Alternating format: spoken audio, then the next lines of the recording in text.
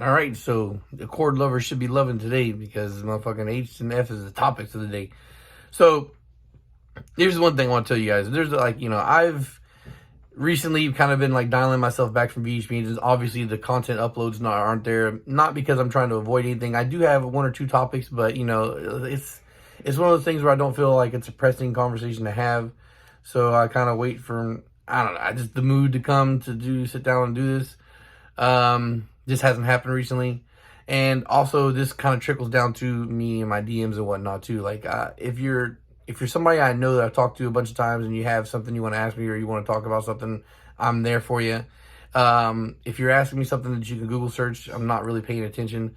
If you if you want to get if you're talking to me about business, then I'm down for that. But if you're thinking you're gonna rope a dope me, because I've had some people that ask a business question and then like it's a bullshit one, and then they go to ask me something off topic or they go to ask me a bunch of other questions, that's just gonna get you ignored.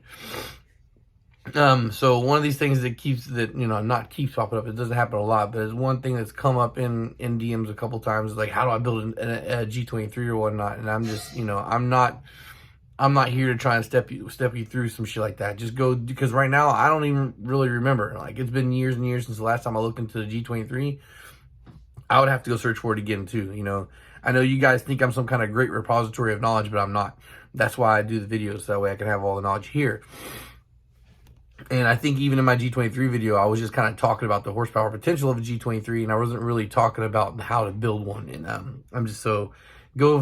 You have to find that shit yourself. So I know inevitably me making this video talking about this, people are gonna ask, and I'm just gonna say go search for it. To be 100% honest, I don't think that there's too much that goes into it that special needs to be done. But again, like I said, it's been a long time since I looked into the process of building one. So you have to, if you want a definitive answer, you just have to search for yourself. Right here, I am just to talk about it again. We know that I've seen from past builds that the G23 makes like 250 something horsepower, which is impressive. Now, at the time I was reading it, I was like, that's super impressive. But but that was back in like 2016. I'm looking, it's right now it's 2021, and K series makes like 260, 270, 280, like without much effort. So it's not as impressive as it used to be. So my short answer for building a G23 is, if it's something that you feel like you can do easily and you're gonna do that's not gonna cost you a lot of money, then by all means go for it. Like, or especially if you have an Accord, if you're an Accord owner or a Prelude owner, and you want to step up your power and you want Doc VTEC, then by all means do so. But if you're somebody with a Civic and you're thinking about this, considering doing something like this versus a K, the K is definitely going to be the better way to go. You're going to make a lot of power without making a lot of effort. I mean, like I said, 260, 270 isn't really, isn't something that you can do with just cams alone. And for the G23, if you really want to make the most out of it, you're gonna need to rebuild the block. You're gonna need a piston swap, right? So, and that's what I have pulled up in front of me here. I would have pulled up. There's two different options for piston swap that are budget friendly. One is the K23 pistons, which we just spoke about in the F23 block, just F23 in general, and then the K20 Type S pistons also. So now you have a little bit of a compression drop with the H22 head on for the K28-3 piston side, right? I think it was 11 flat, 11-0-1 for K28-3 pistons in a straight F23 block. With a G23, which is H22 head and F23 block, you have 10-3-7-1. So if now we've talked about this a bunch of times, like if you want to boost, you want to boost the H22, and you want, something that's friendly on it. Now, of course, I think that I've said before, like using Nippon Racing pistons or whatnot, staying with cast pistons for the H22, or even just keeping stock pistons in H22 because they are floating, I believe, maybe.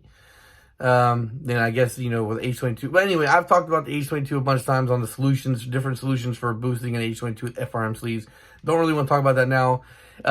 If you want to go with a budget-friendly setup, I mean, it's still a cast piston, but a 10-3-7-1 if you use K28-3 pistons in the F23 block and H22 head.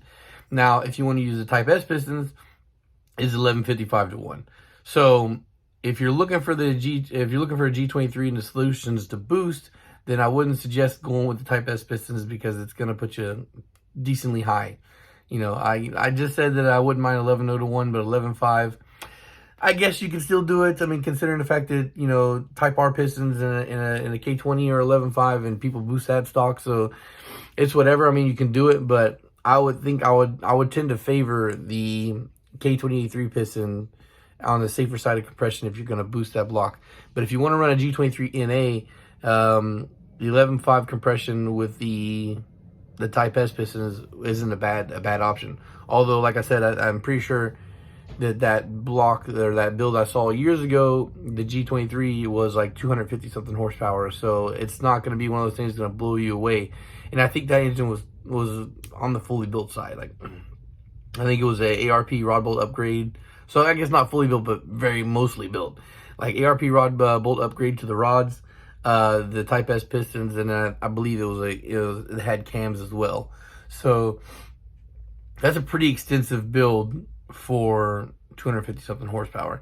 So I guess, this is one of those things I kind of wanted to promote, but I guess I really can't promote it too much because it's not really a lot of power considering as much work as you're putting into it. But, me talking about the F23, I figured it would only be natural that I would revisit the possibilities or the potential of a G23 as well. And, I guess that it could be a cool thing to do, but I don't think that I would really be looking at this setup if I wanted just to run an NA setup. Like, I wouldn't be looking. I don't think it would be much more benefit over just running an H22 if you're gonna stay NA. But if you're wanting to swap out pistons or whatnot, then the F23 is a way to go. Of course, you could use K20 flat top pistons for boost if you wanted. I'm sorry, I got to sneeze. I'm trying to fight it real quick. Fuck's sake. Oh man, I'm sorry. I'm not trying to be gross. Anyway, final take on this is if you want to use you can use K20 turbo pistons, flat top turbo pistons, and go boost with the F23 block. But the fact that there's not a lot of aftermarket rod support, you're gonna tend to run out of power options past 700 unless you're making a custom rod or some shit. But yeah, so you could definitely make a G23 and still get 700 horsepower out of it if you wanted to, using H-beams and K-series forged pistons. So yeah, I guess, but kind of shameless advertisement here, guys. I just wanted to let you guys know that I'm doing this and that I can get F23 blocks. And I do need to overhaul my prices or whatnot because those prices are not representative of machine work, and I definitely want to just do that from now on.